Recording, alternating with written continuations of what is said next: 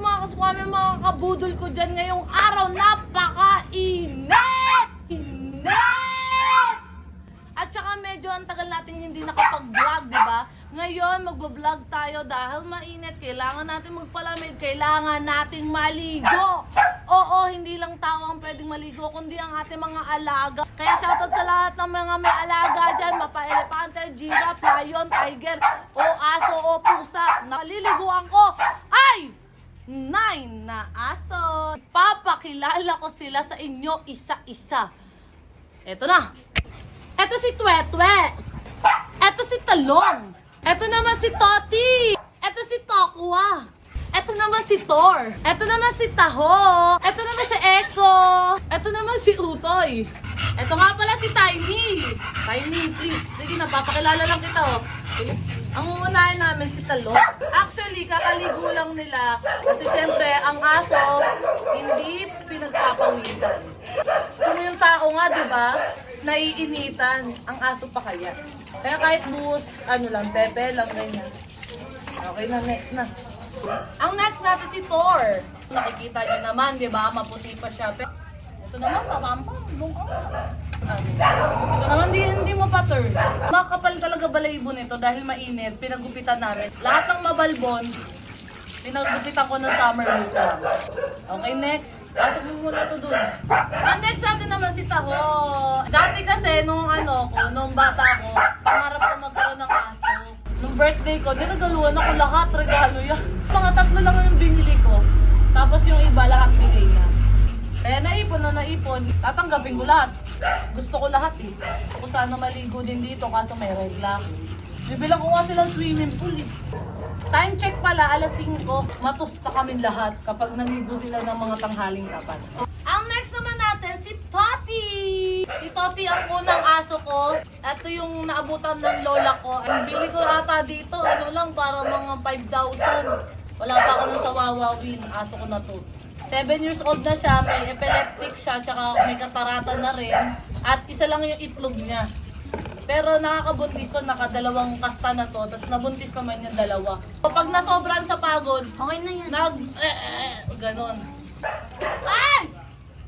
Pag may aso kayo, expect nyo na medyo may amoy talaga bahay nyo. Pag may aso rin kayo, dapat hindi ka magugulatin sa mga tahol. Actually, di namin kailangan ng doorbell.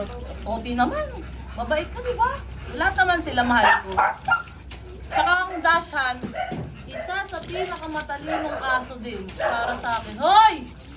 Tsaka para ka din may mga anak. Isa! Sige, magpataya na kayo! Pasok mo na si Toti. Eto naman si Utoy, sumunod sa pinakamaganda. Ingay!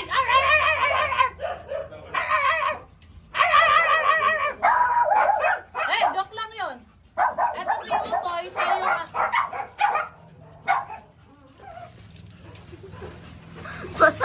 Ito naman si Utoy, sumunod sa pinakamatanda. Bigay lang to sa akin. Meron siyang autistic. Autistic siya. Na-diagnose na siya ng vet.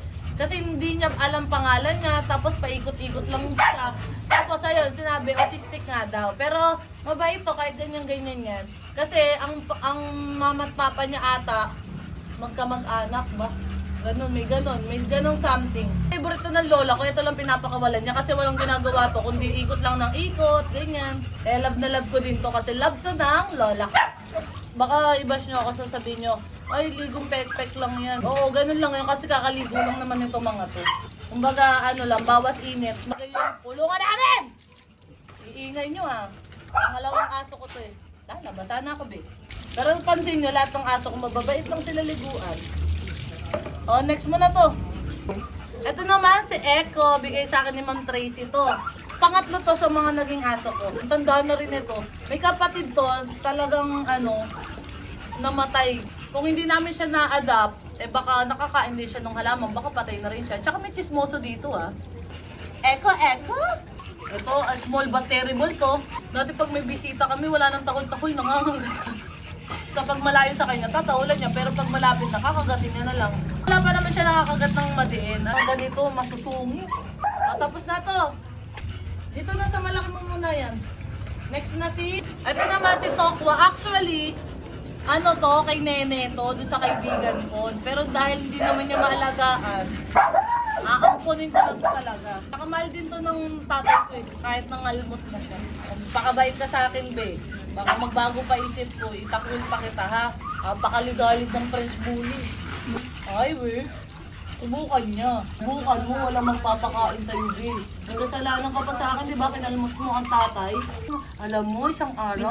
Lumukha yan tae. Ay, putang ina mo. Ito, tandaan niyo mukha nito ah. Tandaan niyo. Yung aso kong bully, akala ko ganito lang, hindi nalalaki. Ina, nagulat ako eh. Naging halimaw. Okay, ang buhit-buhit naman pala ng baby namin na to. Hirap daw liguan to eh. Mabait naman ah. Mabait naman ah. Sa'yo.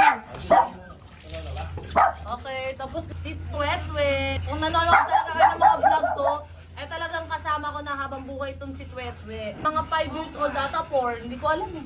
Ito, pinakamasungit na aso ko sa lahat. Walang ibang amo to kundi ako lang. Paano ko to si Twetwe, pakatalino. Sa lahat ng aso ito, pinakamatalino. Ako parang gusto ko nang tapusin kay Twetwe itong pagbablog na to. Wala makakadampot na to. Sa sungit. Hindi naman siya hindi lang siya talaga nagpapakapit sa iba. Kumakanta to, I love you, Twetwe. Kumanta ka, be, napapahiya ako, be. Ano, Twe, tulong ka na dyan, ha? Pakabait, no? Oh, sit na daw, Twe. Sit na. No? Okay. Tapos na. Last but not the least, ang pinaka-baboy. Si Tiny Baboy. Oh. Tiny. Dito na tayo. Kailangan babe.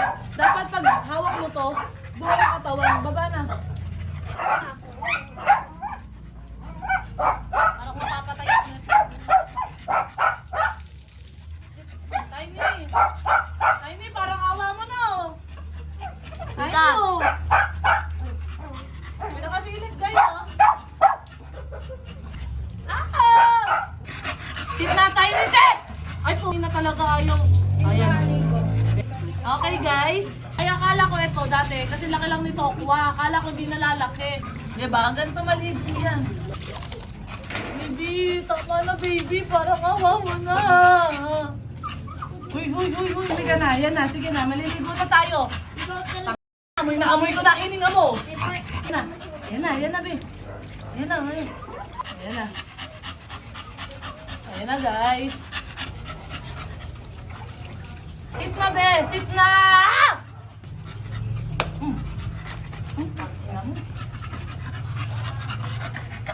Ewan ko. Sa video namin magpapakabait ako eh. Sige na, tayo na. Magbahala na tayo dito be. Dito yan! Wow! Wow! Ganyan gusto mong liguan. Buhos na Adil. Ganyan liguan ko. Ay! Ang galing! Eto na! Yakap na kita na! Yakap na kita! Wow! Ay! Ang galing! Oo! Tiny, hindi ka napapagod? Kala niya ano siya, ganito lang siya. May regla ako, Tiny. Gagalisin yung pek iyo. Buhos, konti. Ang konti. Sit na. Oh, pasayo pa ako nahirapan.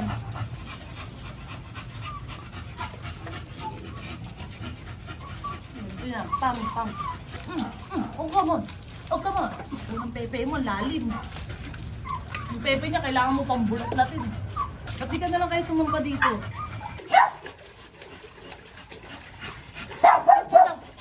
Tiny, sit! Hindi ka siya. Hindi ka siya?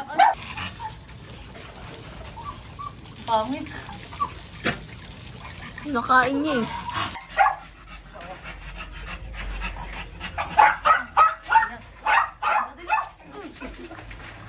Yes.